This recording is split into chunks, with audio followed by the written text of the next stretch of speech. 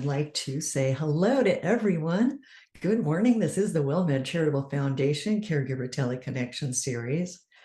We are talking today about caregiving can be rewarding, though stressful, and how to focus on the positives. And we are lucky enough to have two expert presenters with many years experience providing caregiving. And I'm going to tell you what their backgrounds are. Dr. Elliot Montgomery Sklar is a public health professional focused upon supporting the health of the public through academic work, research, and service. He has led healthy aging programs for seniors and for caregivers in Canada, Florida, and virtually across the world. Dr. Sklar is an associate professor of healthcare sciences at Nova Southeastern University in Florida. He publishes and presents his work internationally, which is focused on the complexity of issues related to aging and caregiving. Now, Lucy Barylak received her master's degree in social work from McGill University and has dedicated her entire career to supporting caregivers. Lucy was the founder and long-term manager of Caregiver Support Center at a respite program for family caregivers. There, she oversaw multidisciplinary training across caregiving, mental health, elder abuse, and palliative care. In 2003 and 2012, she received the Queen's Jubilee Award presented by the Canadian Home Care Association, awarded for her dedication in developing a challenging coalition to support caregivers. She's been a key architect of screening and assessment tools of family caregivers for professionals across North America. And Lucy consults for private industry, including WellMed Charitable Foundation and their clinics in Texas. Additionally, Lucy is a liaison supervisor at the School of Social Work at McGill University, where she currently supervises 20 interns.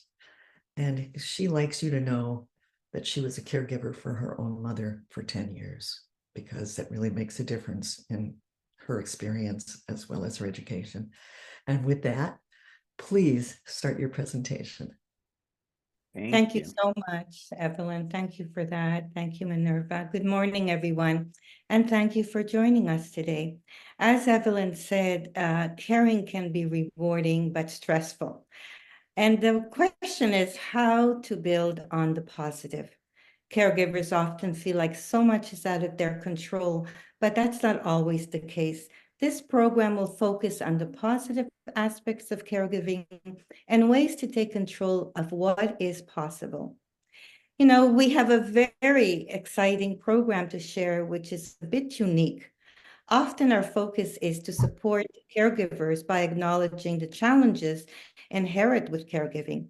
As caregivers and as healthcare workers, we can often get caught up in focusing about the things that are negative or difficult. And for many of us, that is just human nature. We're often more used to thinking about what we can't do or on the negative part of life. And it's hard to watch someone's health decline. But there's also a positive aspect of caregiving. And today, to kick off the new year, our focus is on those positives and how to take control of what is possible. Having a positive outlook as a caregiver is associated with better stress management among caregivers, which link with better health outcome for caregivers and care recipients. So caregiving is an emotional journey. We all know that. Often because of the close relationship we have with our care recipients. In addition, many elements of caregiving are out of our control, which is something sometimes it is difficult for the best of us at different times. One of the difficult parts for caregivers is when the health of our care recipient declines, which is the nature of many progressive illnesses.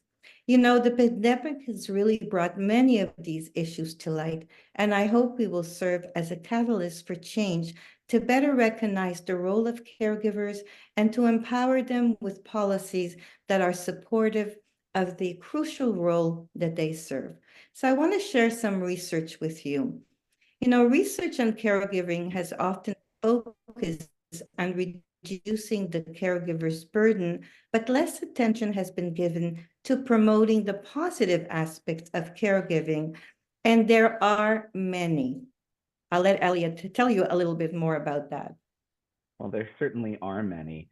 You mentioned caregiver burden, and what's interesting in a lot of research about caregiver burden is that when you see an improvement, you actually don't see a change in the person's caregiver burden scale, as an example, because it's understood that as the journey of caregiving progresses, often things can become more challenging. And so, what you're looking for then in a caregiver is to see more of a stable, not a decline or an increase in their burden. So I think it's important to think about how we think about positives to begin with, since you brought up that research. It's a good point. We have a really, really nice group with us today. And I wanted to start out by asking our audience, and you can feel free to enter into the chat or to raise your hand if you want to share something. But do you feel like providing care in our society is valued today? So folks, you are welcome to use the chat room or to unmute yourself. If you're on Zoom, if you're on the phone, you can just unmute yourself by pressing *6. And I have a little website and I will call upon you with your area code. Pat said, not as much as it should be. And I think that many people might agree with that. Anyone else? I might add, Elliot, that I think if you've been a caregiver, that you appreciate it more.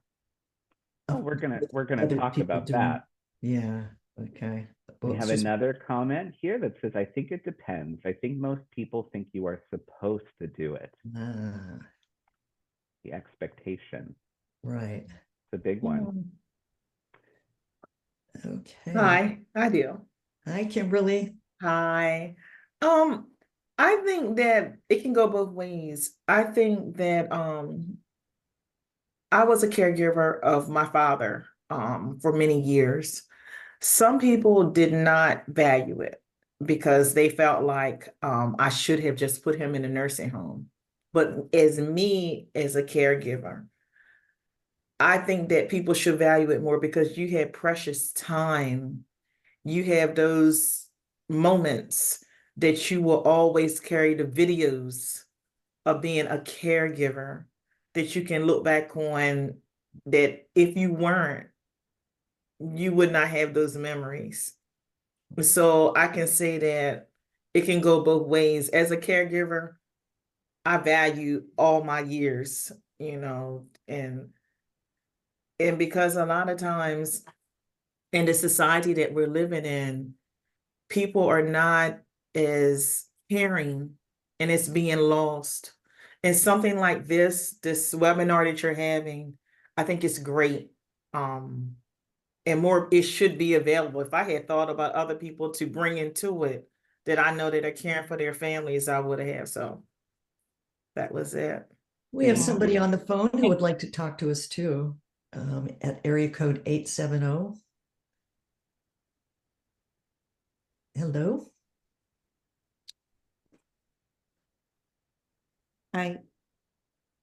I just would like to respond to you, Kimberly. I really appreciated what you said because a lot of what you're saying is exactly how I felt when I was caring for my mother. Thank you for that.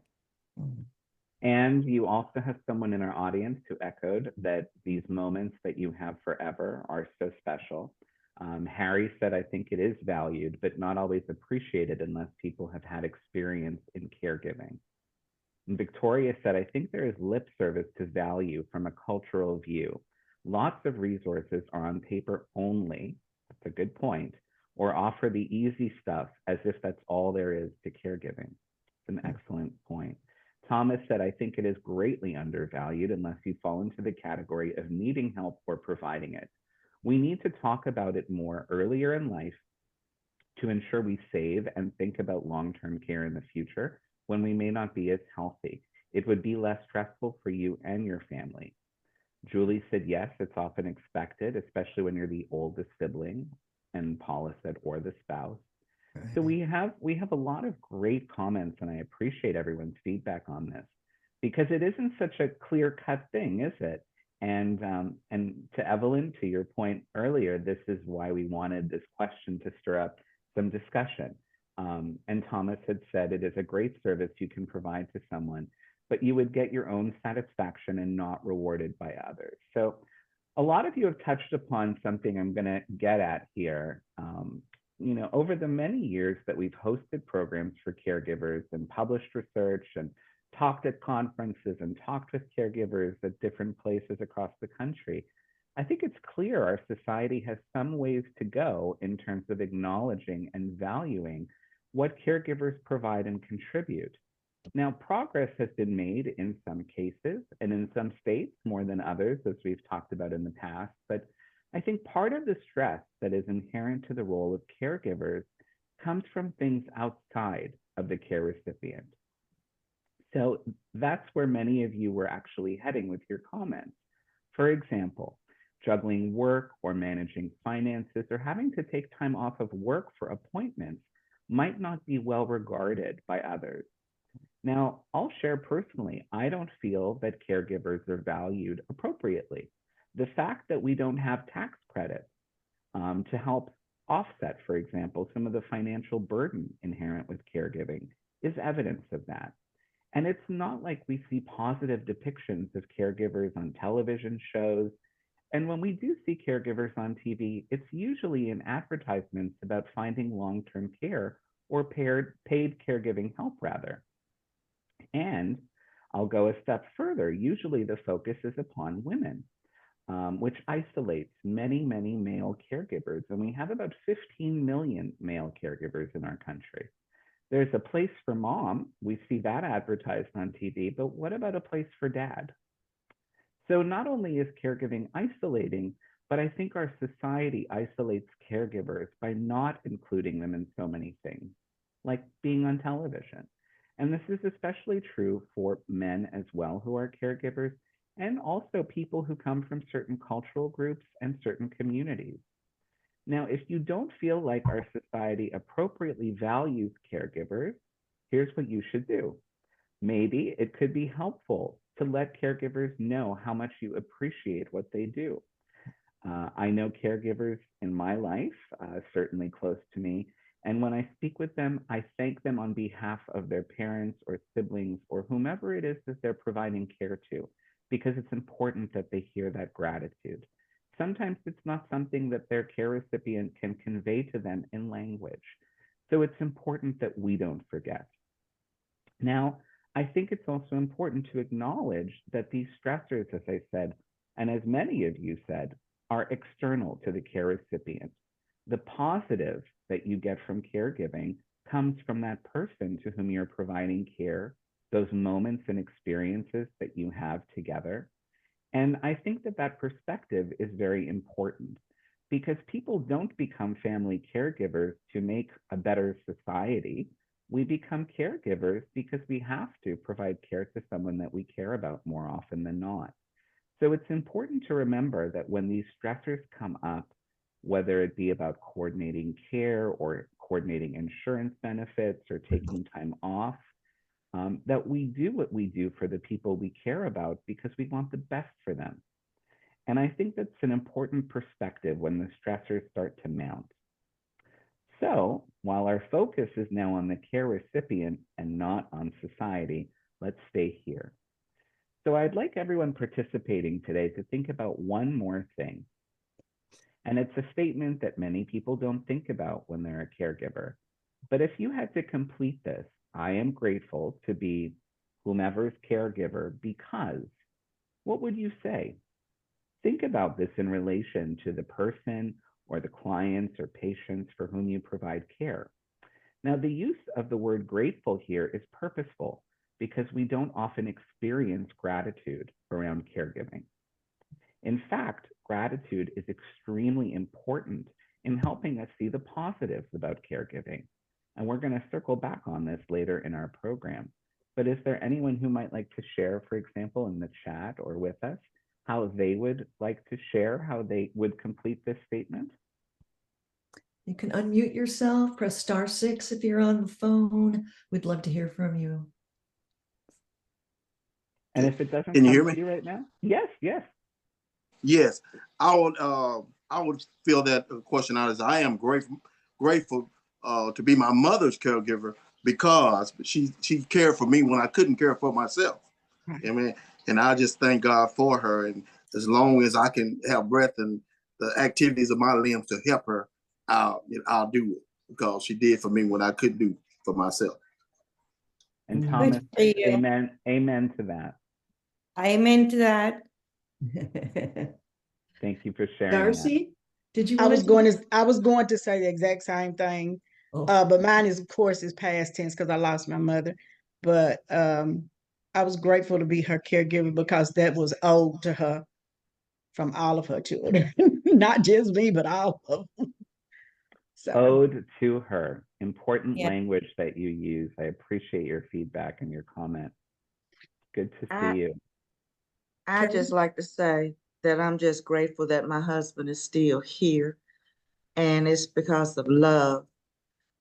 I'm 62 and been with him since I was 21 to show him that love and that I met my vows.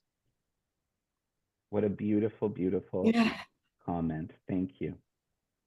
It touched my heart. Thank you for sharing. Pierre shared, me too. I did it for my mom. I was grateful. It was extremely hard, but glad I was able to be there. And I appreciate so many of you sharing these positives. And same for me. Hold on, so many comments. Same for me, hardest thing ever, but it was a blessing. Pat said, I'm grateful to be my mother-in-law's caregiver because I can help to be sure she is getting the good care and compassionate care. And Thomas said, I'm reciprocating because my mother gave to her parents and to us, her children. I think we need more reciprocation in society as a whole, and the world would be a much better place. I am grateful to be my mom's caregiver. Michelle is saying this because she is my hero, Shiro, and I admire her strength and resilience. See, there's so much positivity just here amongst us. It's great. Tamara, I see you raised your hand. Would you like to introduce yourself? Yes. Yes. I'm grateful that my husband shows gratefulness, that he shows appreciation.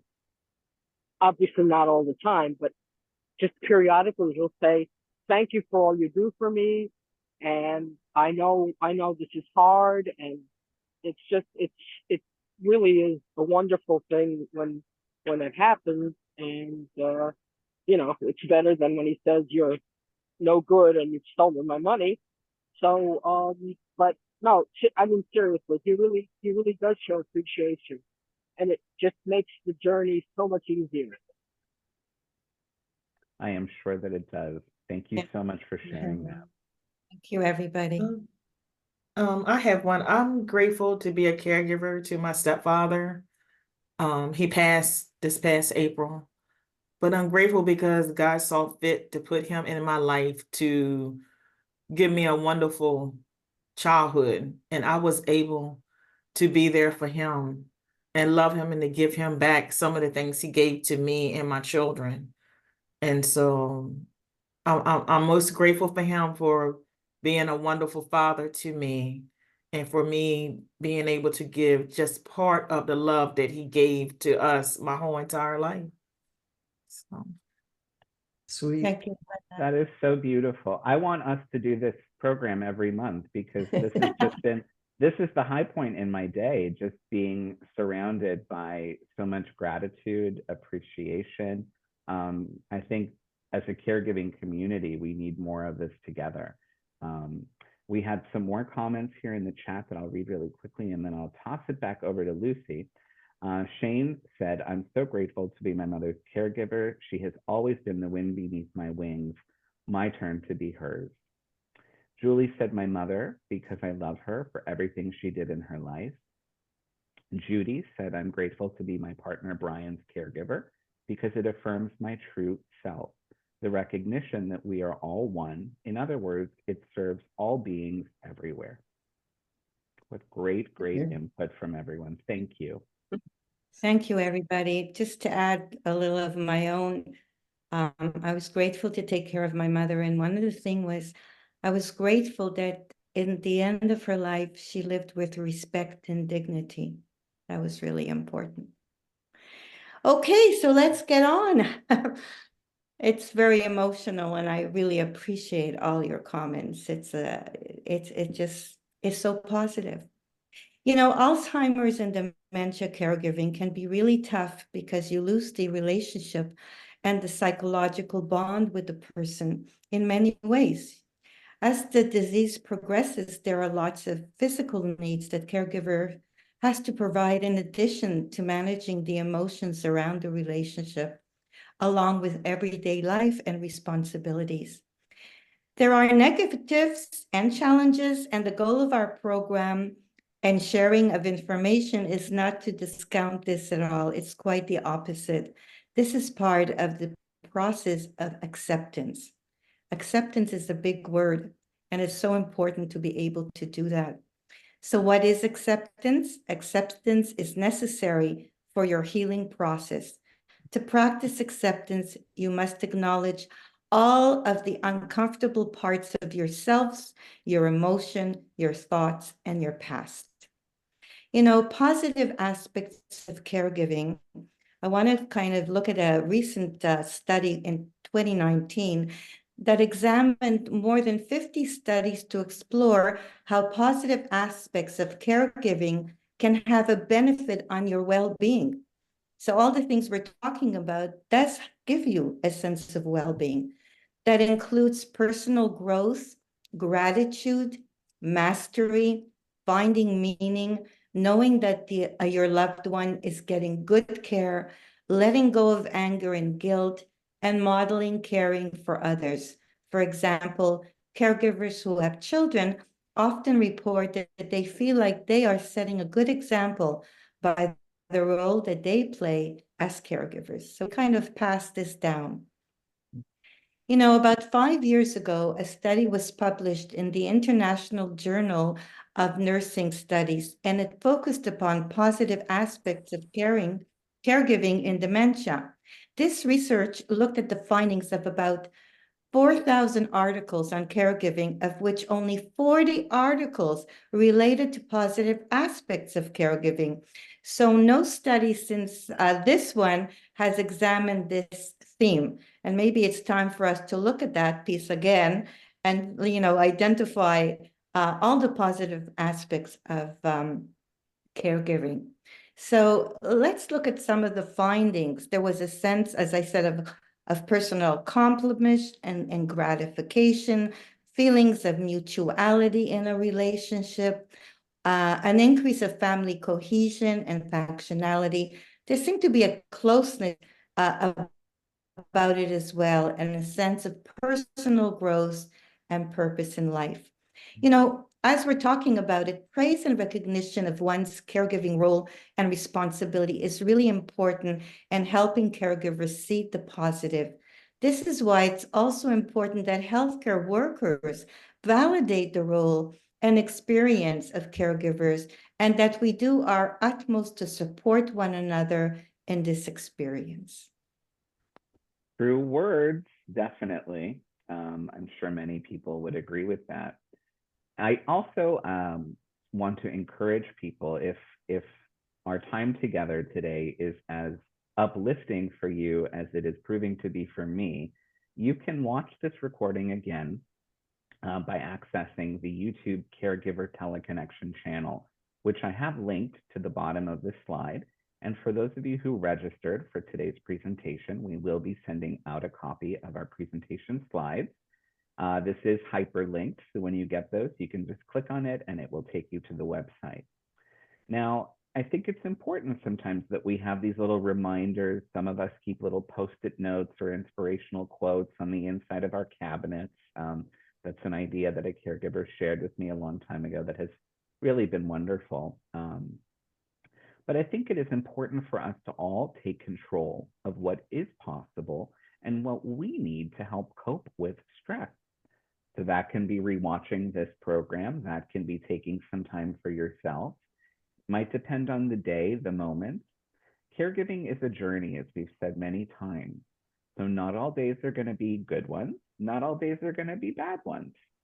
We often don't practice living in the moment, and that's not unique to caregivers. I think that's unique to all people.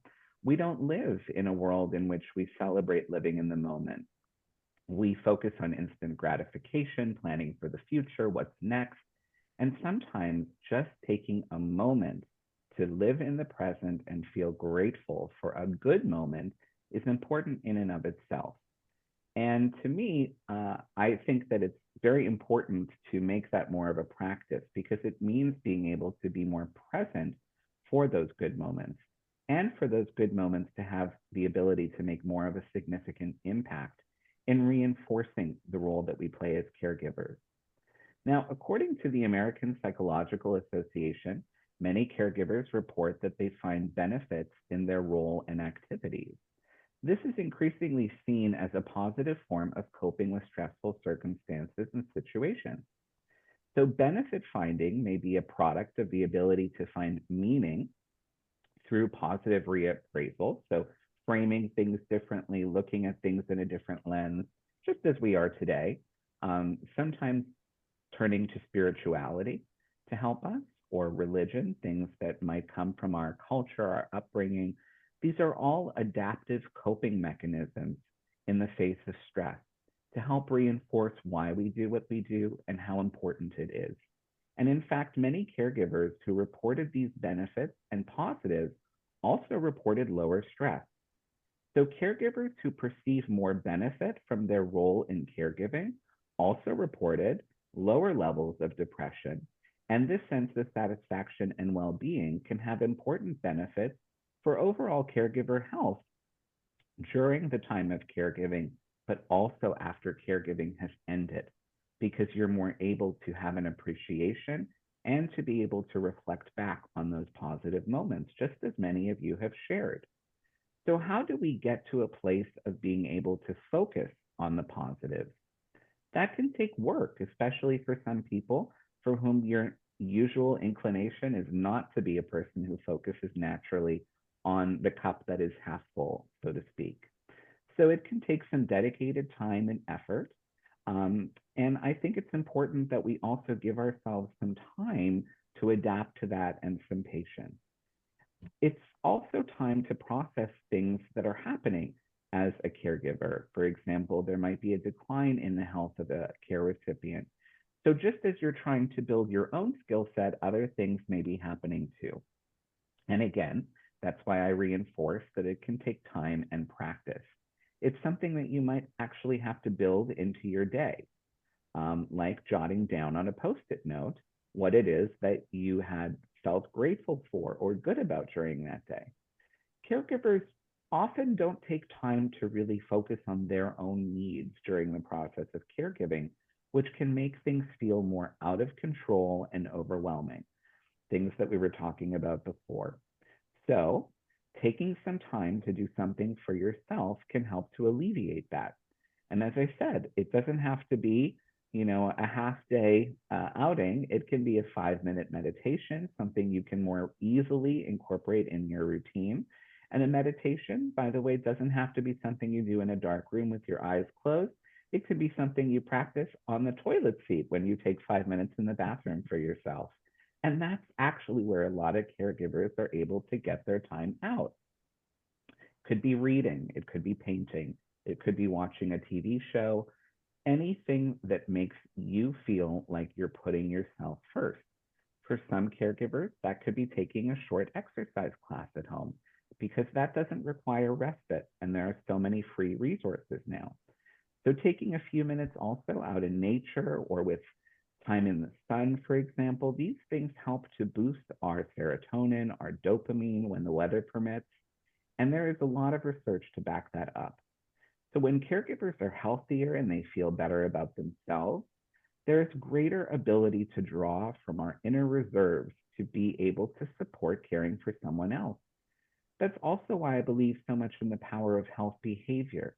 When we engage in behaviors that support our own health, we're not only caring for ourselves and we're being our best selves, but we're modeling to others and those around us. So it's not that I don't enjoy my cake and my wine, but I also very much believe in the power of exercise and good nutrition. Exercise is a good practice to me of living in the moment. I was on the elliptical machine this morning for 40 minutes. And believe me, I looked at every one of those 40 minutes waiting for it to be over. But I felt my breath. I felt connected to my body. And as I was huffing and puffing away, I was mindful of everything going on in that moment. And I was thinking about all those positives that I wanted to bring into our program today. Because I do practice what I preach, and I believe that taking control of things starts with ourselves and our own health and our well-being. And when we feel better, we're better poised for success. So Lucy and I will actually be hosting additional programs over the year. And the next one focused actually next month on nutrition. So I hope that you'll take some time to join us and also to watch some of our recorded programs. And again, that link is here for the YouTube channel for the Caregiver Teleconnection. Thank you for that, Elliot. I totally agree with you about exercise and eating well. I want to talk about a few years ago, there was a study published in the Journal Health of Psychology looking at caregivers of people with dementia and positive coping skills. You know, caregivers participated in a program and received video calls every week where a facilitator kind of taught them certain skills. And so I want to look at their findings and what this study actually found. So they noticing positive events. So what do they mean? By being aware of the good things in your life rather than focusing on the negative. So this really is something to think about. Capitalizing on positive events, meaning a way of extending and savoring your good feelings. So really, you had a really positive experience. So why not share it with someone else? You know, so you're kind of talking about it, or even writing it down, or remembering it at a later date and say, wow, that was a really good feeling that I had. Mindfulness, Elliot spoke a little bit about that, being aware of the present moment without judgment. You know, participate learn a guided mindful way of breathing exercises, incorporating mindfulness into daily activities, even while you're brushing your teeth or washing the dishes. Just be in that moment. Think about it. Actually, I love to wash dishes. I like the flow, the instant gratification of making something clean, that I had control over.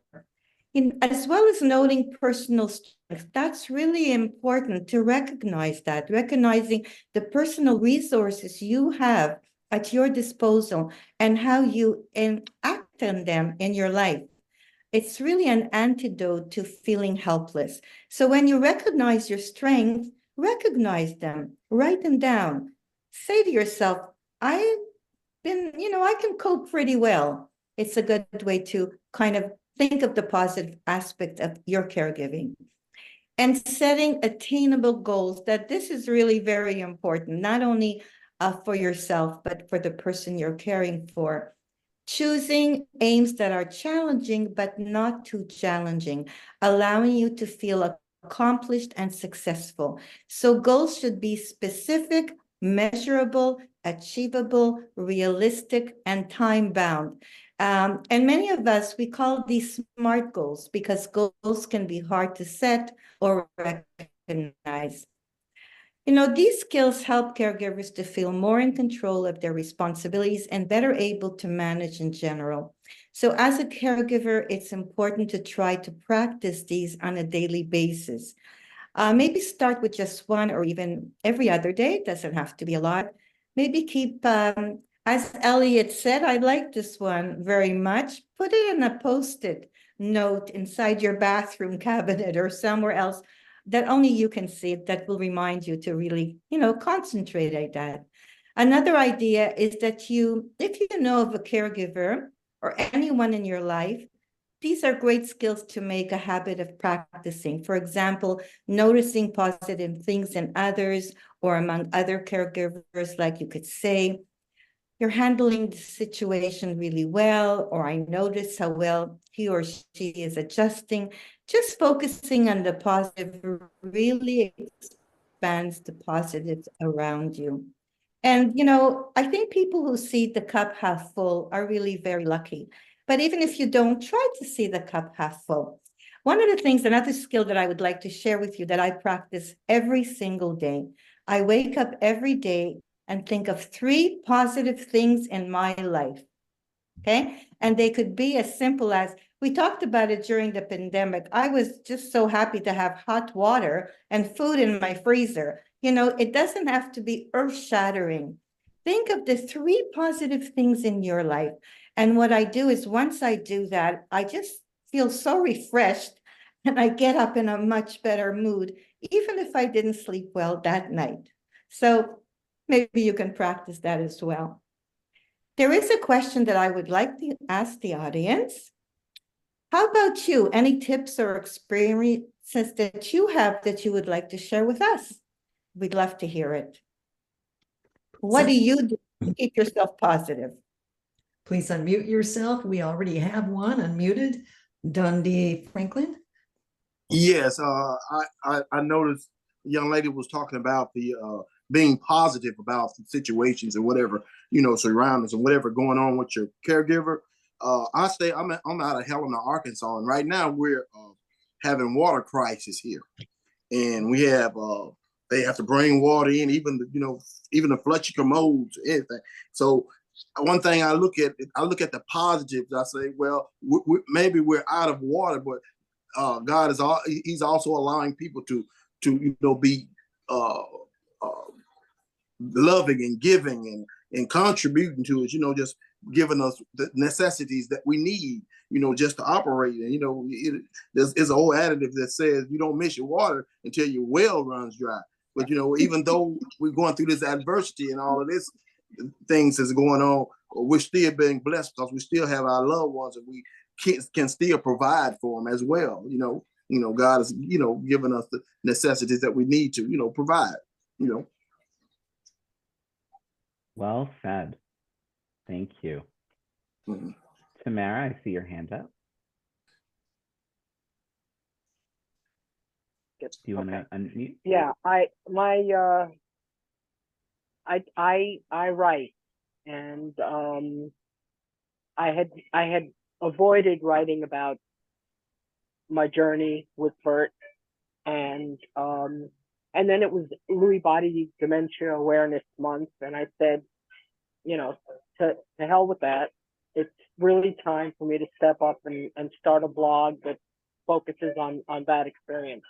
And that has been tremendous. I mean, I was always making notes in a journal, but it's not quite the same thing. So it's been tremendous. And the Alzheimer's organization here in New York is offering a writer's a support group that is about writing, and we write about our experiences, and that has also been tremendous. So and if whatever you're doing, if you're not journaling or you're not writing stuff down, try it. It will be very cathartic. Nice. That is excellent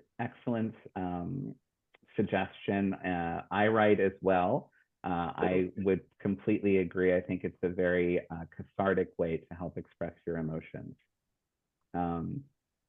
I see we have some comments here in the chat. Rachel said small goals that I like to achieve for myself throughout the day include making my bed, having my morning cup of coffee, and creating my to-do list. These goals allow me to take time for myself during a busy day. All good points. Thomas said you have to take good care of yourself to take good care of another. Amen to that. I go to the gym daily for 1 to 2 hours, even if it is just to walk. That's amazing, amazing, amazing. Good for you. Another comment, after my mom passed, I started journaling as if I was writing to her and sometimes myself. I did that too. Just rewriting about my feelings as if I was talking to her. That can be very, very helpful too. I think for many people, writing can be a very effective, private way to help communicate just in words what you're going through without necessarily having to share it with another person. And Tamara, if you want to share your website, your blog in our chat box, you're more than welcome to as well. I'm sure that would be of help to many people. So I want to thank you for these tips. They're all excellent. As I said, I'm finding our program to be very uplifting today. There's a lot of good energy shared, even if it's virtually. I can feel that. I think Lucy had an internet issue, so I will. did. Oh, okay, there you are. I'm back. Sorry about that. That's technology, right? All of a sudden, everybody froze and I had to get off and come back.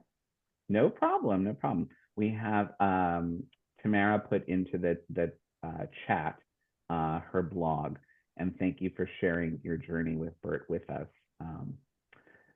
Such good stuff today. So I want to remind everyone, not every day is going to be a walk in the park. Not every hour of every day is going to be filled with as many positive people as we have in this chat together today.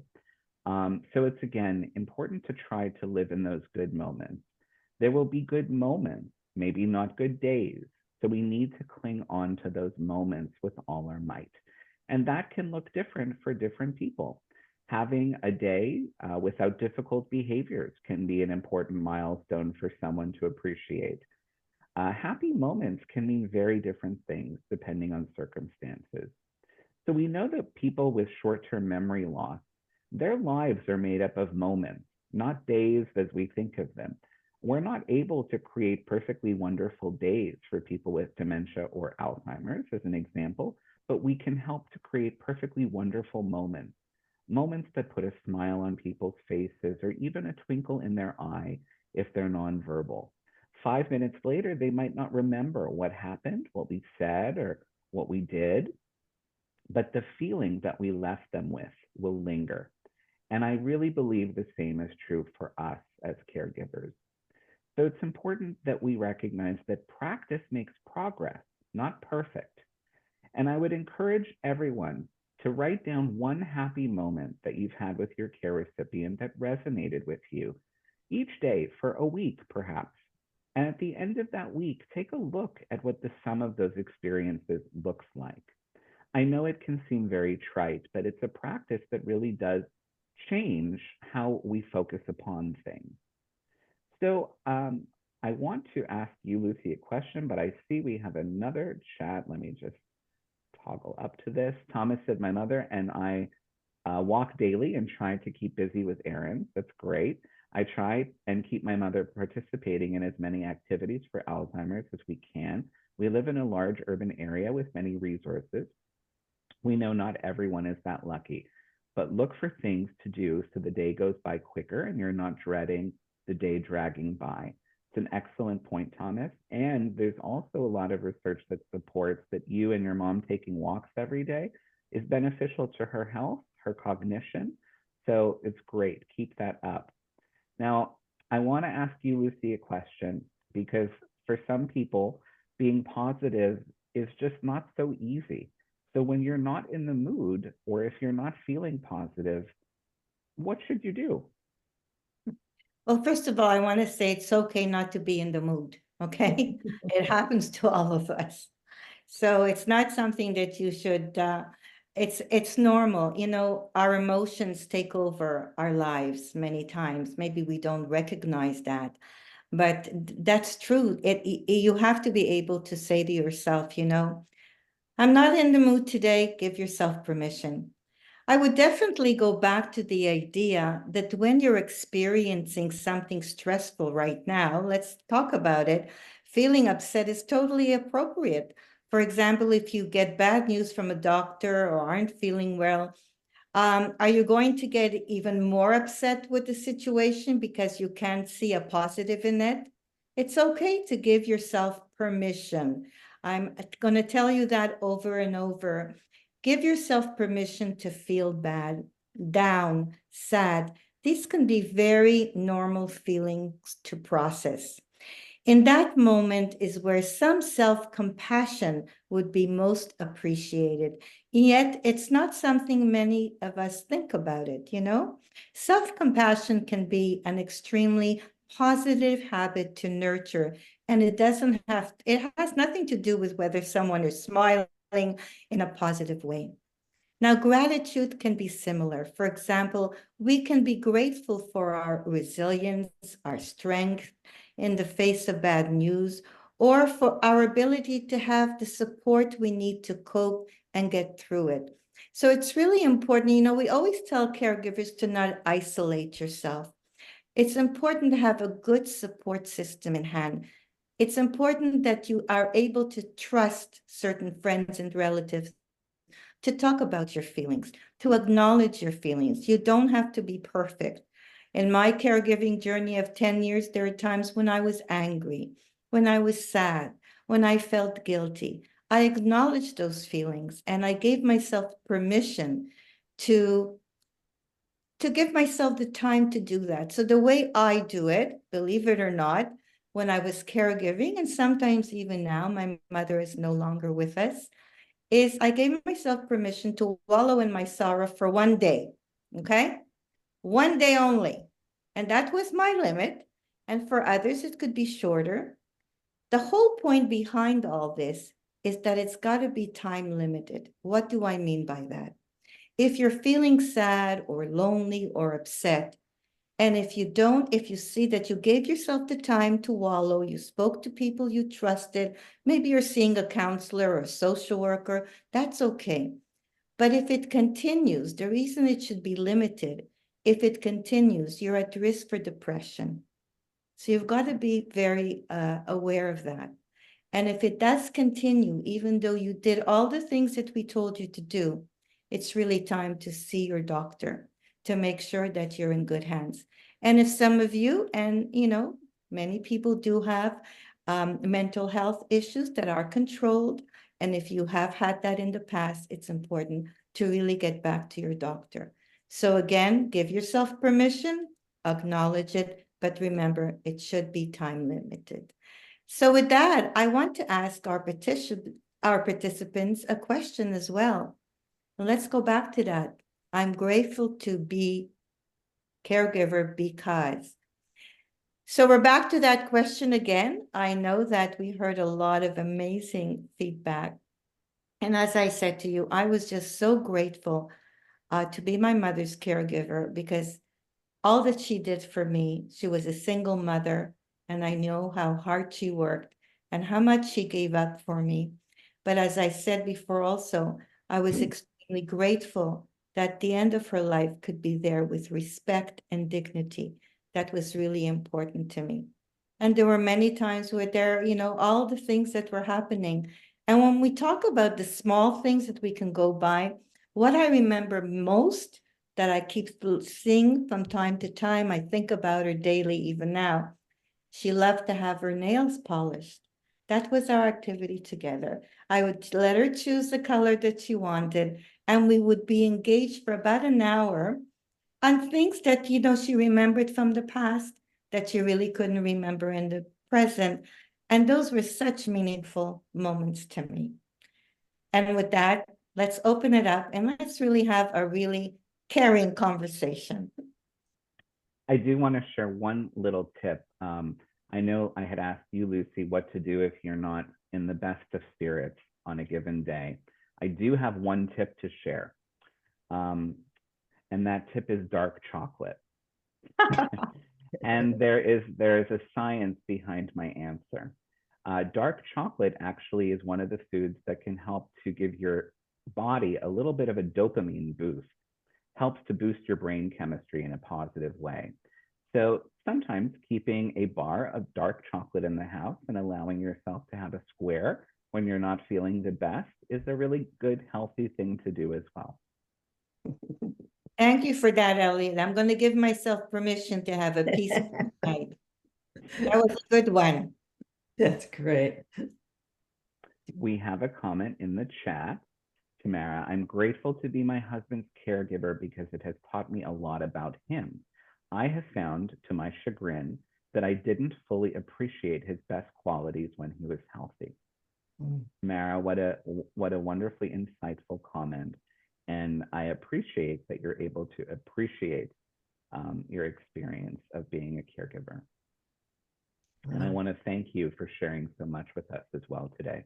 We've had so many people share so many heartfelt positive, inspiring, and encouraging messages. That's why I say sometimes for me personally, I like repetition. If I'm having a bad day, I'll often turn to watch a TV show, a comedy that I've seen maybe a dozen times before, but it's soothing. It makes me feel better. And sometimes watching things that are uplifting, that are positive, just like this recording that will be available on the YouTube Caregiver Teleconnection channel, can be a little bit of what you might need. Harry said, "No wonder I end my day with an uplift. My wife has a piece of dark chocolate before bed every night, my wife and I." A lot of people, we don't recognize that sometimes foods have a very positive impact on our mood as well. Thank you, Tamara. Enjoy the rest of your day. And anyone else want to share anything with us or ask any questions? Anything before our time is up? Sharon said, "I'm grateful to be my mother's caregiver. It has brought us closer." Nice. There are so many positives. Well, what I want to say is all of these things are really very inspirational for us as well. But remember one thing, as a caregiver, please take care of yourself. Do something positive for yourself every single day. And for those of you who know me through the pandemic, what I did for me that was positive was dance around my living room with the music that I like, right?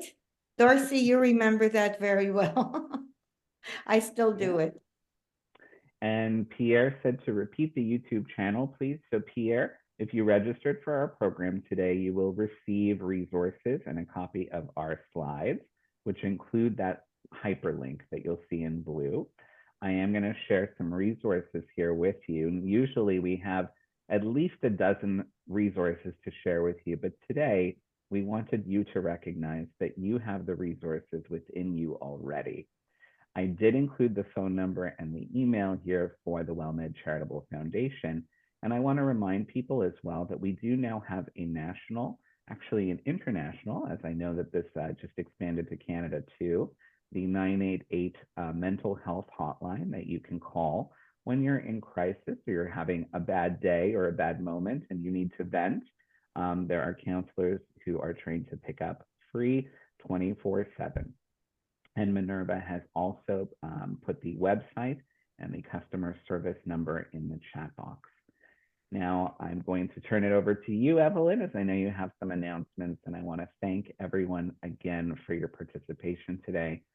Your caregiving, your energy, your positivity has certainly made my day better.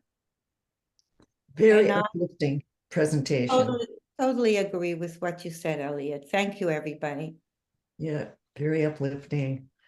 So folks, you probably said to yourself when Elliot said, if you're registered, you'll get the resources. Well, sometimes we get a link from our friends or we get the phone number from our friends. So if you're not registered, please call our customer service representative and get registered, because then you also get our monthly calendar.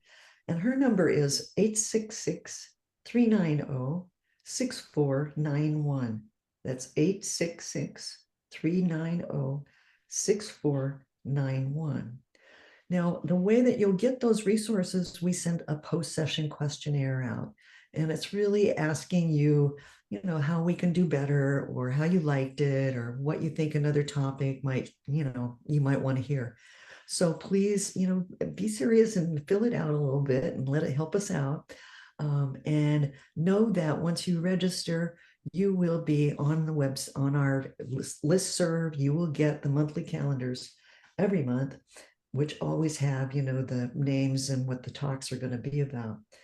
Now, we have some upcoming sessions in February, and we have people who will be talking about a lot of very interesting items like avoiding the potholes of the dementia journey, caregiving with loss, voices of Alzheimer's, sorry. We also have the importance and benefits of eating. I think that's one that Elliot talked about.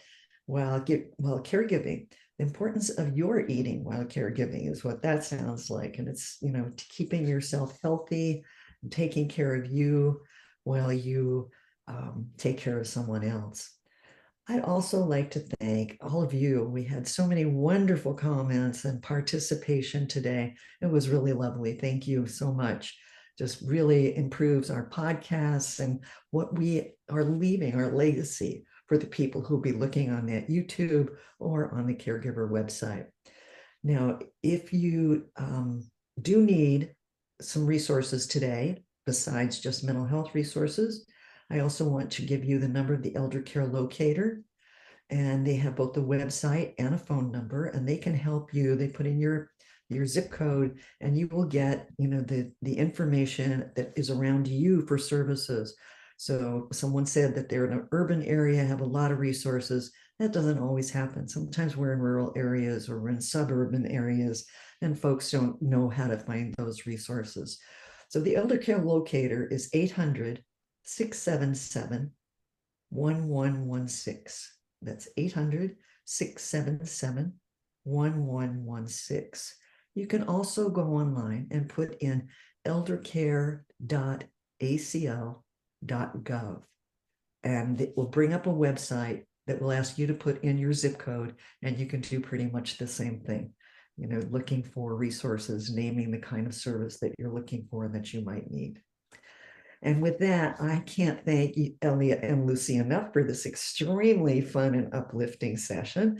You guys did such a great job. And along with our participants, I think we can all walk away feeling really good about this and about our caregiving experiences. I'd also like to thank the WellMed Charitable Foundation for the great support that they have given caregivers for 12, 13, 14 years now, not just in Texas, but also in Florida, where Elliot is, Southern Florida. And also, they have the website with all of the incredible podcasts that have been collected by experts, and they set all of those up. They call the experts and ask them to, give us their brain drain on certain topics. So please take advantage of that. And with that, I just want to thank all of you so much for participating today and for your great comments. And I'm going to stop the recording now. And thank you all. Thank you all so much. Have a great day.